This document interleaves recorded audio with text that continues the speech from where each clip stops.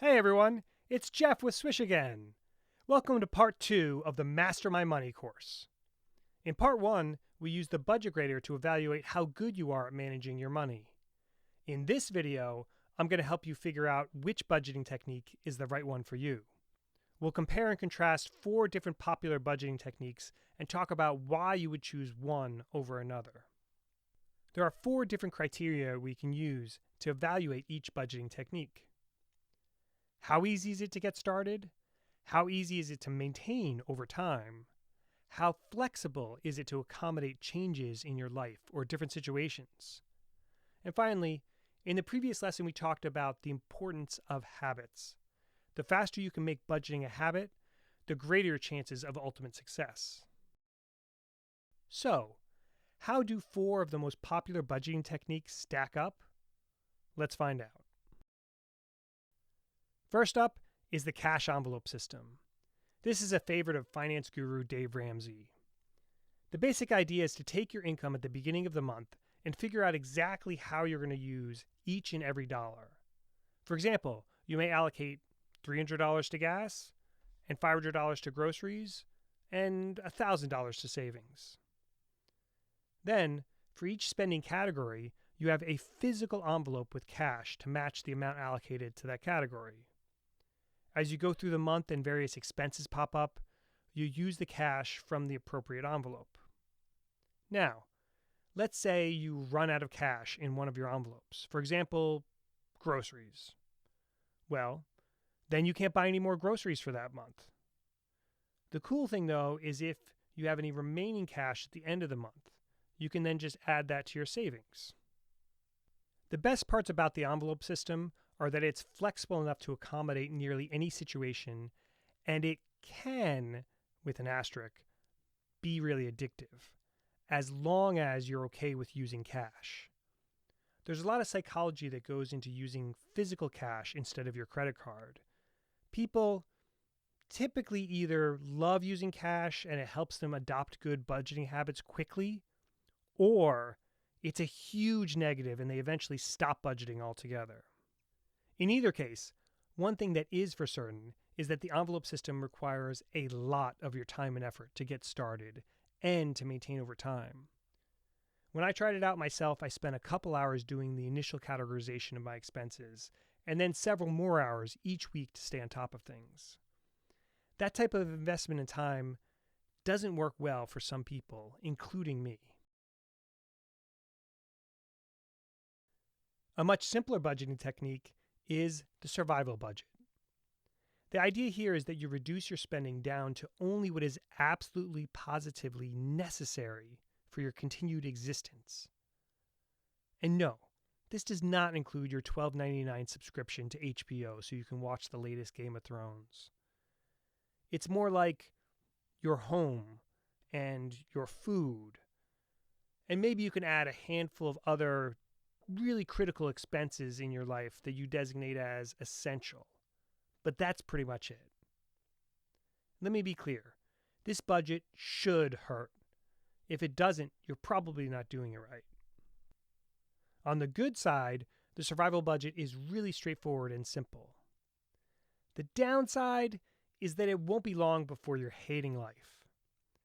That's why most people typically only employ this strategy for short periods of time when they need to maximize their savings. While the survival budget takes budgeting to the extreme, the balanced money formula is, well, more balanced. The idea behind this budgeting technique was first introduced by Senator Elizabeth Warren almost a decade ago, and is sometimes referred to as the 50-30-20 budget, because it splits your income into 3 high-level categories. 50% goes to needs, such as food, rent, mortgage, transportation to work. 30% goes to wants, such as Netflix, fantasy football, or any other discretionary spending. And then the final 20% goes to savings. It does take a little time to get started with the balanced money formula because you need to go through your expenses and categorize them just like you would have to do with the envelope system. But once you do that, it's pretty easy to manage. Every expense is either a need or a want. And the 30% allowed for discretionary spending provides a lot of flexibility. In general, the balanced money formula is really easy to integrate into your life. The problem is that it's almost too simple. The budget is sort of set it and forget it, which may seem great at first, but the lack of continuous engagement means it won't become a habit in your life, and you're more likely to fall off the wagon. Finally, we have budget burn down. Budget burn down is a relatively new concept that was first introduced a few years ago with the Level Money app. The basic idea is to think of your money like gas in a car, and your budget like a gas gauge. Now that may sound a little weird, but let me explain. Another term we can use for the gas, quote unquote, with budget burn down is free to spend. This is the amount of money you have to spend each month on discretionary purchases, and it's calculated by taking your monthly income minus recurring bills minus however much you want to put into savings. The gas gauge, so to speak, is a live monitoring system so you can easily see your free to spend amount at any time 24/7. The key here is that as you make purchases throughout the month, the monitor will automatically update and you will know where you stand at any point in real time at any moment.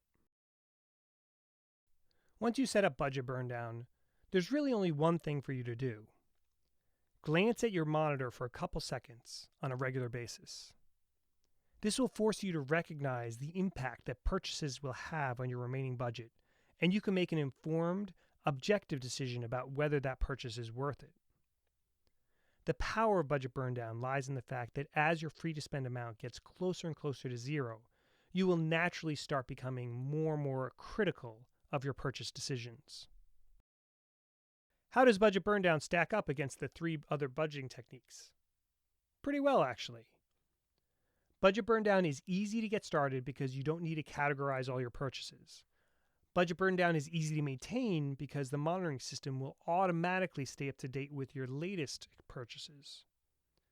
Budget burn down is flexible and can adjust to almost any situation in your life. And finally, budget burn down is built around the idea of habit formation. It shouldn't take long before you look at your free to spend monitor as often as you look at the gas gauge in your car. So, we've talked about 4 popular budgeting techniques. The big question is, which one is the right one for you? I do think each of these budgeting techniques can be a fit for different people in different situations. However, budget burn down works really well for most people, and I believe it's the best way to get started with budgeting, even if later on you decide to use one of the other techniques. The secret behind budget burn down is that it quickly introduces a simple, subtle, addictive habit into your life: watching your free spend monitor. At first, this may not seem like much, but once you've established the habit, you'll be surprised at how much you can leverage that habit to drive positive behavioral changes in your life. Thanks for watching this video, and I'll see you again in part 3, where I'm going to explain in detail how you can start using budget burn down today.